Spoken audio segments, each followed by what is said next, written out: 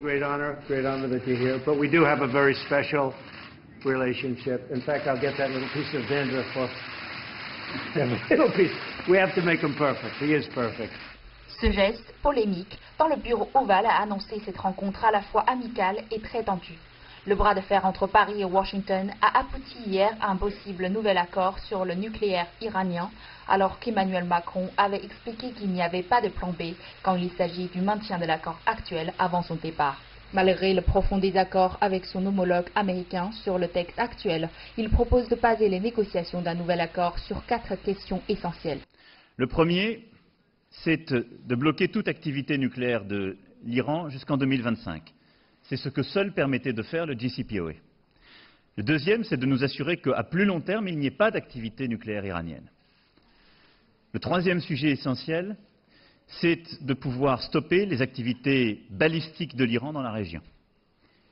Et le quatrième point essentiel, c'est de créer les conditions d'une stabilité politique dans la région et donc de mieux contenir la domination iranienne et ses positions en Irak, en Iran, au Yémen, comme l'influence qu'elle a sur le Liban. En revanche, Donald Trump est resté évasif sur le sujet alors qu'il devra décider le 12 mai si les États-Unis restent liés à l'accord avec l'Iran. Qualifié de désastre par le président américain, le JCPOA signé en 2015 à Vienne entre les 5 pays membres du comité permanent du Conseil de sécurité des Nations Unies, l'Allemagne et l'Iran, prévoit une levée progressive des sanctions internationales imposées à l'Iran à condition que ce dernier ne se dotera pas d'armes atomiques. Alors que la question palestique et l'échéance de 2025 inquiètent Washington, Téhéran a rejeté ce mercredi toute nouvelle négociation. L'accord de Vienne ne peut pas être renégocié ou rectifié. Les États-Unis seront responsables pour toute politique imprudente contre l'accord.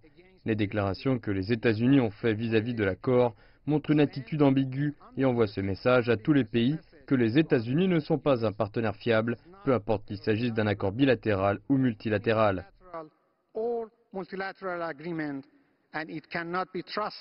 En réalité, depuis des mois, Français, Britanniques et Allemands ont discuté de textes de l'accord qui, en complément de l'accord de 2015, auraient permis de convaincre Washington de rester. C'est aussi une façon de gérer les crises qui est importante pour la France et pour les Européens. C'est-à-dire, est-ce qu'on peut trouver des solutions par la négociation? Est-ce qu'on peut trouver des solutions par l'accord? Et est-ce qu'une fois qu'on a un accord, est-ce que ces accords sont crédibles? Est-ce qu'on peut mettre en œuvre des mécanismes pour le vérifier? Et est-ce que les engagements que les pays ont pris peuvent être respectés par les parties? C'est évident, y compris en ayant à l'esprit ce qui se passe en Corée du Nord, par exemple, que le fait que les États-Unis signent un accord et un an après, parce que le président Assange décide de sortir de l'accord, ça aurait des conséquences importantes, pas juste sur l'Iran ou sur le Moyen-Orient, mais sur l'ensemble de la façon dont on essaye de régler les différentes crises de sécurité.